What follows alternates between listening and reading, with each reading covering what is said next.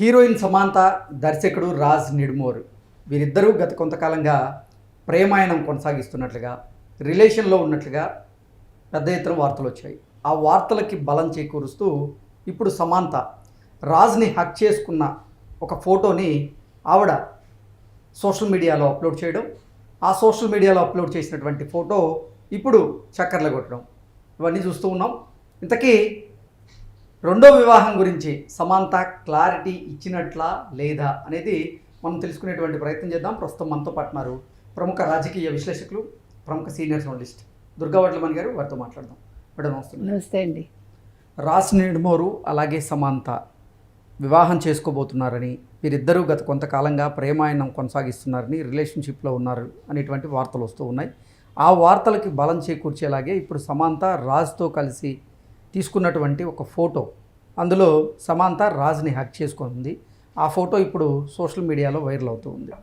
ఏంటి దీని ద్వారా సమాంత తన వివాహానికి సంబంధించినటువంటి క్లారిటీ ఇచ్చేటువంటి ప్రయత్నం చేసింది అంటూ కొంతమంది నెటిజన్లు అభిప్రాయాన్ని వ్యక్తం చేస్తున్న నేపథ్యంలో దీని మీద మీ విశ్లేషణ ఏంటి అంటే ఏం చెప్తారు మేడం? అలా ఎందుకు అనుకోవాలండి, నిన్న ఆవిడ పెర్ఫ్యూమ్ ఒకటి లాంచ్ చేశారు. ఆ లాంచ్లో భాగంగా వాళ్ళిద్దరూ సన్నిహితంగా ఉండేలాగా ఒక ఫోటో బయటకు వచ్చింది. అది క్యాజువల్గా కూడా తీసుకోవచ్చుగా. ఇప్పుడు పెళ్లి చేసుకోదలుచుకుంటే ధైర్యంగా చెప్తారని అనుకుంటున్నాను నేనైతే. సమంత దాపరికాలు ఎందుకుంటాయి?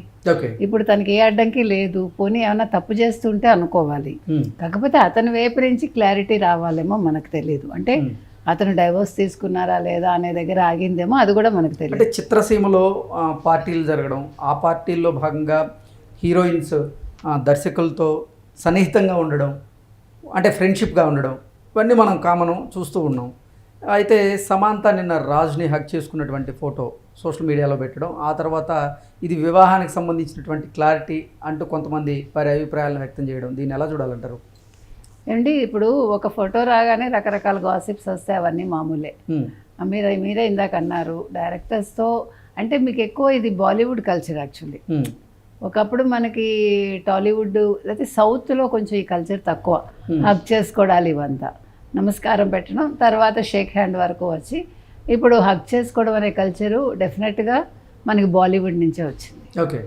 తర్వాత సరే వస్త్రధారణ అంటారా, ఆఫ్ లైట్ అన్నీ మారిపోయాయి. అది వ్యక్తిగతం కాబట్టి దాని గురించి కూడా మనం మాట్లాడక్కర్లేదు. ఇప్పుడు ఆవిడ అలాంటిది వేసుకున్నారేంటి, ఇలాంటిది వేసుకున్నారేంటి అంటానికి కూడా మనకు అవసరం లేదు, మనకు సంబంధం లేదు. ఆవిడ వ్యక్తిగతం అది. కాబట్టి నిన్న ఒక ఫోటోని బట్టి మనం వాళ్ళిద్దరూ మ్యారేజ్ చేసుకుంటారా, ఆవిడ పెళ్లి గురించి ఒక క్లారిటీ ఇచ్చారా, ఇవన్నీ అవసరం లేదు. ఇంకొకటి, మనం ఇంకొక మాట పదే పదే వాడతామండి. మగవాళ్ళకైతే రెండో పెళ్ళి అనే పదం ఎక్కువ వాడం, కానీ ఆడవాళ్ళు అనేసరికి రెండో పెళ్ళి అనే పదాన్ని ఎక్కువ ఒత్తి పలుకుతారు. అది అవసరం లేదు. సమంత పెళ్లి చేసుకుంటే ఖచ్చితంగా అది మొదటి వివాహం, అది అవసరం లేదంటాను నేను. ఇప్పుడు ఎందుకు ఆడవాళ్ళకి మీరు ఎక్కువ అది ఆడవారైంది మగవారైంది రెండో వివాహం చేసుకున్న వారికి రెండో వివాహం చేసుకున్న లేదు. సాధారణంగా ఆ పదాన్ని వాడతారు మీడియా వాళ్ళు ఎక్కువ ఆడవాళ్ళు అనేసి ఇంకొంచెం మీకు ఎక్కువ అత్యుత్సాహం ఉంటుంది.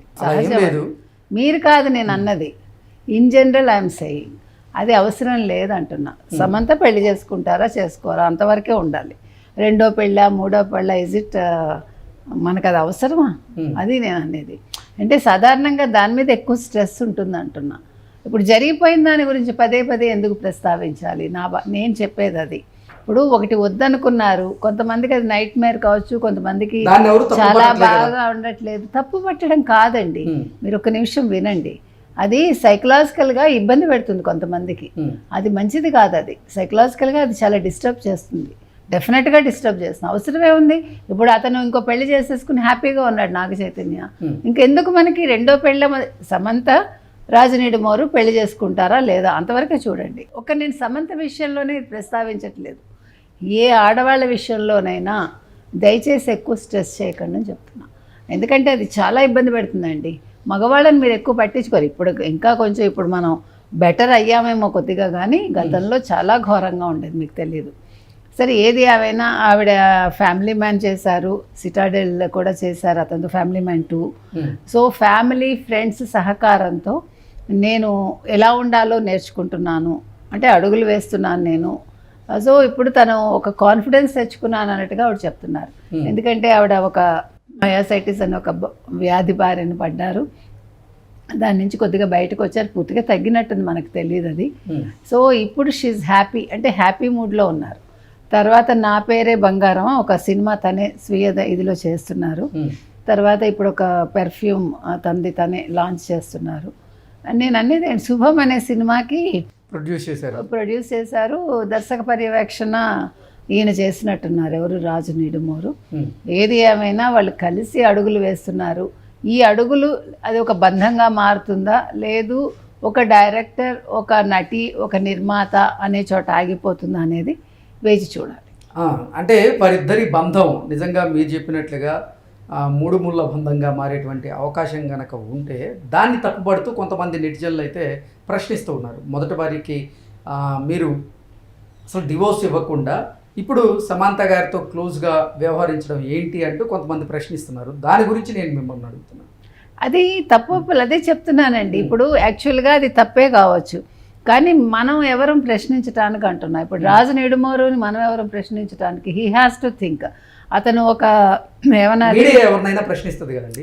Not that way I'm saying, ఒక్క నిమిషం, నాట్ దట్ వే. అతను ఒక మెచ్యూర్డ్ పర్సన్. అతను ఒక డైరెక్టర్గా ఉన్నారు. డైరెక్టర్గా సినిమాలు తీసేటప్పుడు మంచి చెడు ప్రజలకు చూపించేటప్పుడు వ్యక్తిగత మంచి చెడు కూడా అతను ఆలోచించుకోవాలని చెప్తున్నా. అది మీకు అర్థమైందన్న పాయింట్. సో ప్రశ్నించడానికి మనం ఎవరు అన్నట్లు నేను అట్లా అంటలే. నేను అనేది ప్రశ్నించడానికి మనం ఎవరంటే అతనేమి చిన్నపిల్లాడు కాదు కదా, ప్రశ్నించే వరకు తెచ్చుకోకూడదు ఎవరైనా అని చెప్తున్నా. మీకు నా పాయింట్ అర్థమైందా? సో అతను ఒక పని చేసేటప్పుడు మంచి చెడు అతను ఆలోచించుకోవాలి. ఎందుకంటే మీరు సినిమాల ద్వారా మీరు ప్రజలకు ఏం చెప్పదలుచుకుంటున్నారు, మీరు వ్యక్తిగతంగా కూడా అది పాటించండి అంటున్నా. అది రాజు నిడుమూరు అయినా, ఇంకొక డైరెక్టర్ అయినా, లేదు ఇంకొక హీరో అయినా, హీరోయిన్ అయినా. మీకు నా పాయింట్ అర్థమైందా?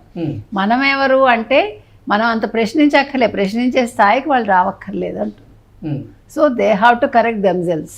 సెలబ్రిటీలు, పబ్లిక్ ఫిగర్స్ వాళ్ళు ఏదైనా చేస్తూ ఉంటే ఖచ్చితంగా మీడియా అనేది కానీ, పత్రికలు కానీ వాళ్ళ జీవితంలో ఏం జరుగుతుందనేది తొంగి చూస్తారు. నేను అదే అంటున్నా, తొంగి చూడాల్సిన జీవితంలో ఏం జరుగుతుందనేది వీళ్ళు ఖచ్చితంగా రాస్తారు.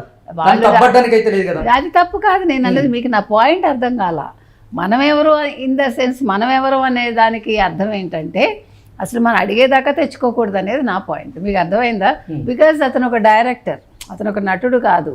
సో డైరెక్టర్గా అతను ఒక కథని డైరెక్ట్ చేస్తారు కదా, సమాజానికి ఒక హితవు చెప్తారు కదా. అంటే కట్టుకున్న భార్యకి విడాకులు ఇచ్చి అతను ఎవరినైనా వివాహం చేసుకుంటే ఎవరు ప్రశ్నించారు. మనం గతంలో కూడా అదే చెప్పాం, మీకు గుర్తుంటే. నెటిజన్లు అడుగుతున్నటువంటి ప్రశ్నలు వాటిని మనం ఆధారంగా చేసుకొని మేము అడుగుతున్నాం. ఎగ్జాక్ట్లీ, అది నేను తప్పు, మిమ్మల్ని నేను తప్పు పట్టట్లేదు. మీకు నా పాయింట్ అర్థమైందా?